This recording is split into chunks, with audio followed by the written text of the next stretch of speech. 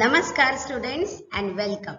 In this video, we are going to see the question answers of VIII Science, lesson number 11, Human Body and Organ System. So let's begin. Question 1. Find out my partner. Group A, Group B. Heartbeats. The answer is 72 beats per minute, children. Our heart is beating 72 times in 1 minute. RBC. We have 50 to 60 lakh RBCs per millimeter cube. Those are too many RBCs in our blood, children. WBC 5000 to 6000 per millimeter cube. Blood donation, answer is 350 ml. A healthy person can donate 350 ml of blood in one time. Normal body temperature 37 degrees Celsius.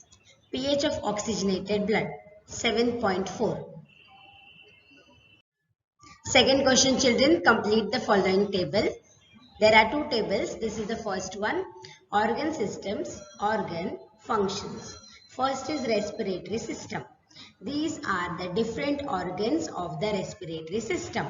Nose for inhalation and exhalation. The air is filtered and made little warm when breath passes through the nose. When we are breathing, children, when we breathe in, it's inhalation, and when we breathe out, it is exhalation. Pharynx, common passage for food and air, leads to trachea and esophagus. Trachea is leading to the lungs and esophagus is joining to the stomach. So children, when we are eating food, that time the trachea is closed only for the moment when we are swallowing the food. That time the trachea is closed, rest all times it is open because we are breathing continuously. Trachea leads to lungs. Trachea joins to lungs. Windpipe, which is called as trachea, takes air to lungs, bifurcates into two bronchi. Lungs provide space for respiratory gaseous exchange. Lungs are giving a lot of space so that the gases can exchange through the alveoli. See the alveolus given down, children.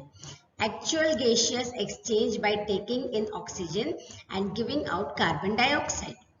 Diaphragm for contraction and relaxation. It makes breathing movements possible. Next table, children, circulatory system. These are the organs of circulatory system and these are the functions. So let's see. Heart, muscular pump that sends blood throughout the body. Arteries, except pulmonary artery, all arteries carry oxygenated blood from heart to all parts of body. Oxygenated blood means pure blood, children. Veins, except pulmonary vein, all veins carry deoxygenated blood from all parts of body to the heart. Pulmonary artery brings blood. Otherwise, normal arteries are giving blood from heart to all parts of body. And veins are carrying blood from all parts of the body to heart. But pulmonary vein does the reverse. It will take the blood from the heart to the body parts. Blood capillaries helps in exchange of oxygen, nutrients, hormones, vitamins in all organs and collection of waste. They give all these things to all parts of the body and they are also collecting the waste. Blood cells, RBC carry oxygen and carbon dioxide. WBC, they are the soldiers of body, produce antibodies and fight against diseases. Platelets help in clotting of blood. These are the different types of blood cells present in the blood.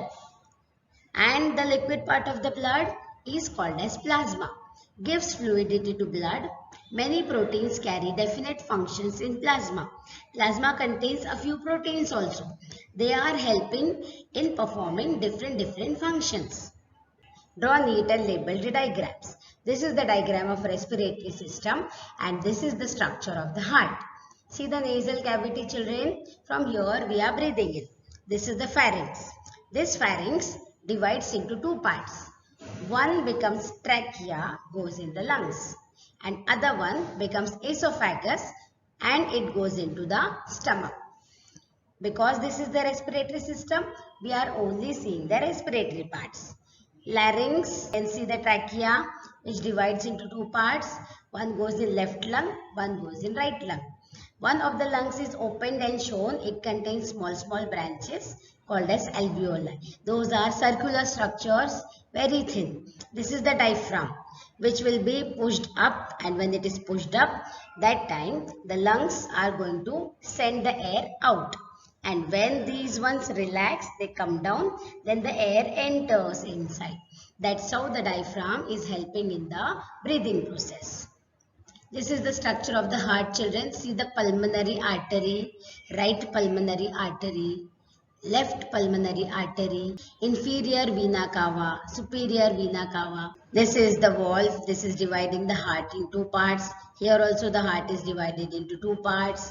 Right atrium, tricuspid valve, right ventricle, semilunar valve, systemic aorta, left ventricle, left atrium, left part and the right part. Again divided into two parts. Explain with reasons. Human blood is red colored.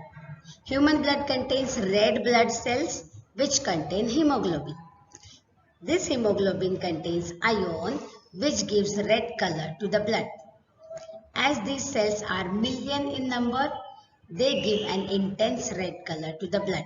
So children, blood contains red cells which are called as hemoglobin. Now why they are red? They are red because they contain iron, because of which they get a red color. And these cells of red color are millions in number. So they are giving a intense dark red color to our blood. Next one, explain with reasons. Upward and downward movement of diaphragm occurs consecutively. The upward and downward movement of diaphragm occurs so that we can breathe. This is helping in breathing, children.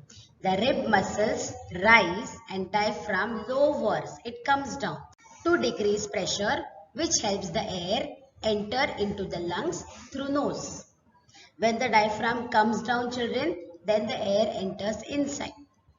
Similarly, when the ribs collapse, the diaphragm rises up. When the diaphragm rises up and increases pressure, which pushes the air outside the lungs.